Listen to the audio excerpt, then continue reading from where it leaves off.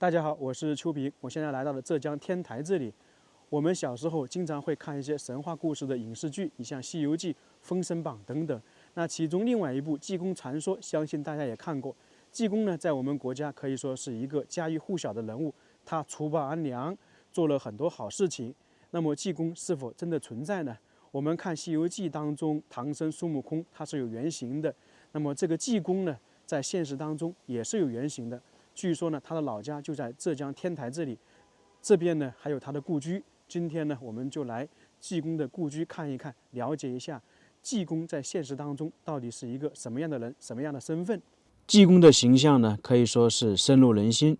民间的百姓啊，一般喜欢称他为活佛济公，或者是月影流光，因为他做了很多事情，经常积德行善。济公呢，我们一般比较熟悉的是他身穿破衣，头戴破帽，脚踩破靴，举止疯癫，就跟现在我们看到这个雕塑一样的。加上他喝酒吃肉，不受那些戒律清规的约束，经常会说酒肉穿肠过，佛祖心中留的那个谶语，所以同代的师兄弟都称之他为济癫。现在呢，我们就准备去这个故居里面看一看，就在身后济公传说是国家级非物质文化遗产。因为济公的故事大家都听过了，主要是济公的这个精神值得我们学习。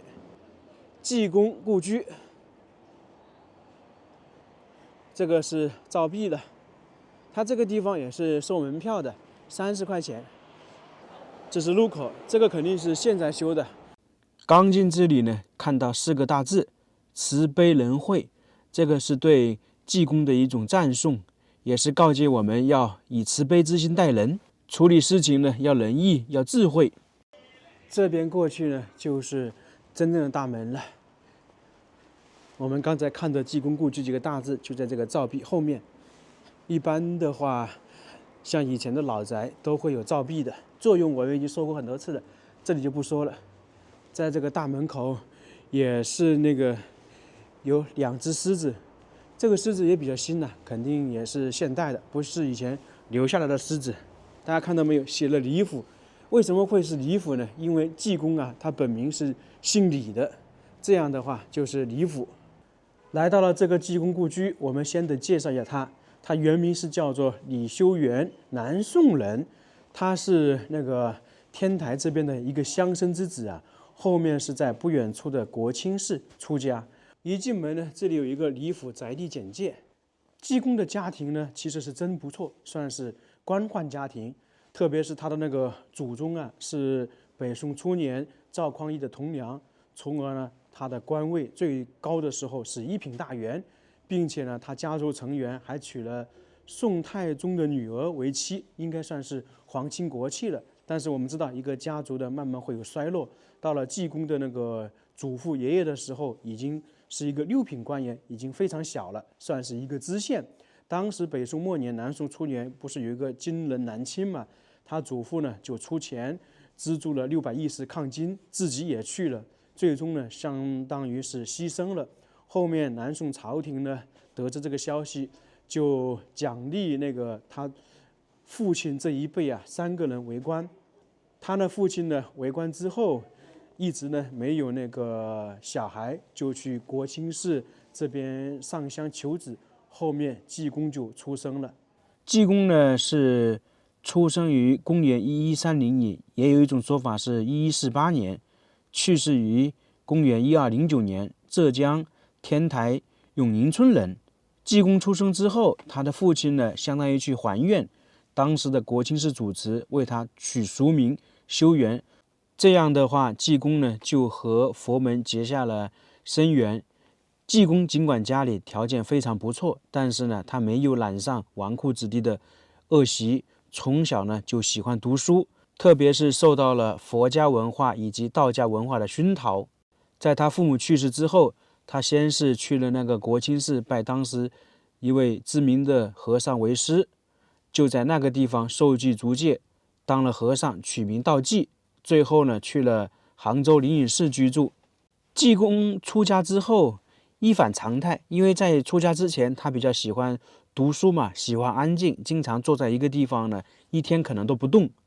但是他出家之后呢，却不一样了，言行叵测，经常是坐不住，不喜欢念经，喜欢喝酒吃肉，穿衣服呢也是破破烂烂，浮尘似锦，经常做一些救死扶弱之事，状态呢感觉有点疯狂，从而人们称他为济癫僧。有关济公的故事传说在南宋时期就已经开始流传了，主要讲述的就是李修缘或者是得道高僧道济的一些传奇故事。后面呢越传越广，越传呢这个故事越生动。到了明末清初，出现了一部描写济公传奇事情的《济公传》，基本上就是我们现在所了解的济公。已经进来了，这里相当于是第一进院落。它整个这个李府呢，是那个浙东典型的那种宋式官宦家庭的豪宅，你看到没有？基本都是木质结构的，这个跟我们在北方看到的基本上是不一样的。北方我们看到的晋商大院，包括其他的一些衙门呐，很多一进去都是砖结构，然后呢用木头装饰。我经常也会说，你来到南方看这些地主大院或者老宅，跟你在北方看完全是不一样的。你在北方一进来，基本都是砖结构。那么这里呢是第一进院落，那这个是我们俗称的大厅，在这里呢是叫做前堂，在这个中间呢是一个天井，地面上呢有很多那个图案，吉祥图案呢，一般就是那个蝙蝠中间的，然后梅花、铜钱，这个寓意大家都很好理解了，招财进宝、吉祥如意、五福临门等等，都是一些美好的。继续往前走，来这个前堂里面看看。第一眼看到这里是一个大大的喜字，为什么这里会有喜字呢？如果大家看过影视剧的话，就知道当时呢是准备让济公成家，跟他的表妹算是青梅竹马嘛。这个呢是拍影视剧留下来的。那么当时呢准备结婚的时候，济公呢就走了，一走了之，相当于他那个表妹呢成了寡妇。那这里呢，如果站在立场不同，有不一样的说法，但是我总的来讲的话，他一跑了之，也算是一种不负责任的做法，因为毕竟那个都准备结婚了，通知到所有的亲朋好友了，结果呢新郎不见了，这个是要谴责的。你有自己的理想也好，或者你有必须做的事情也好，不能一走了之，你要讲清楚、讲明白，并给大家说清楚。你直接这样跑的话，就把所有的事情扔给了这样一个女孩子，在那个时期，算是把这个女孩子的一生都毁掉了。同时呢，也辜负了她舅舅的养育之恩，因为济公的父母去世的比较早，一直呢是由他的舅舅抚养长大。这就是第二进院落，这是一个天井，前方呢是中堂。在那个浙江东部的民居当中，是整个家族地位最高的。如果我们去北方或者其他地方，一般的话就是那个大厅或者是中厅，在中堂旁边有一个济公的书房。济公呢，当时可能就是在这里学习的。他呢是远近闻名的神童啊，相貌清奇，树根聪慧，神智超群。在小时候呢，就读于私塾，精研儒学，经常呢沉思独坐，终日默然。特别是他读书的时候，有时候如果读到高兴的，或者思索出什么道理，就会仰天狂笑。附近的人呢，都见过很多次，后面就不觉得奇怪。在书房旁边就是奶娘房。为什么会有单独的奶娘房呢？因为李修缘的出世啊，济公的出世，给他们家族是带来了欢乐，带来了喜事。因为他的父亲呢，40多岁才生下济公，算是老年得子。因为在那个时候，这个家族传承是比较重要嘛。这样的话，济公的父亲就专门请了奶娘来照顾他。在这里看到一个比较有意思的，不知道大家见过没有啊？这个呢称之为摇篮，就是说小孩子比较小的话，就把它放在这里，然后这个可以动，一晃一晃，小孩子很快就睡着了。那么他的奶娘或者他的妈妈呢，坐在旁边看着小孩子。反正这里写了一个是济公摇篮，不知道是不是那个时候传下来的哈。如果传下来，那就有8、900年的历史了，不知道真假。反正上面这里写了，我们就当作是吧。在农村有些地方还能看到，我们去很多地方经常会说，这个某某某到底长什么样子，像四大美女啊，哪个皇帝啊？那么这个济公呢，到底长什么样子呢？我们去看一看。这个故居里面有一幅画像，就在这里。这就是济公的画像。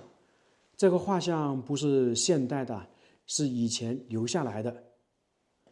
它是珍藏于杭州的灵隐寺，因为济公好像就是在杭州灵隐寺受记足戒的。大家仔细看看这个画像，非常神奇的一点就是，我们现在是站在这个画像的正前方，你不管是站在这个画像的哪个方向啊，济公呢都像是正面正在看你一样的。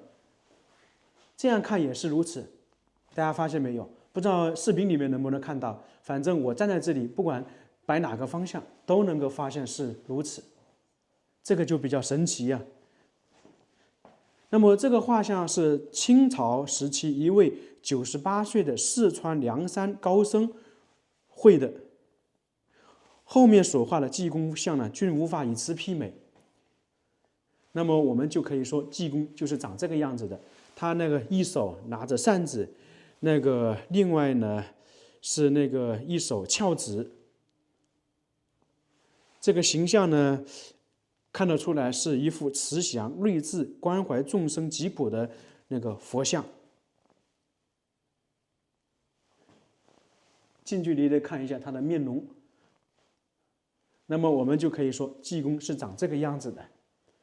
因为像这样济公的画像是比较少的，你像济公的雕塑，我们看到了很多，包括他自己故居都有，但是这个画像呢，就在全国很少见了。这个画像放在这里是复制品，原版的是在杭州的灵隐寺。济公呢，当时在杭州的灵隐寺生活了很长一段时间。现在我们继续往前走，现在这个济公故居啊，建筑大部分是重新修建的。在这个里面呢，还有一座济公殿，相当于寺庙一样。这个殿宇、这个寺庙不知道是什么时候建立的，里面供奉的就是济公了。我们看了很多有关于神话的影视剧，那其实呢，很多人物在现实当中都是有原型的。这个济公呢也是如此。像这个济公故事是先有李修缘这个人，他是一个得道高僧，然后呢他的故事流传下来之后，才有济公传说这个故事。那这个济公故居今天我们就参观到这里了，非常感谢大家，我们下个视频再见。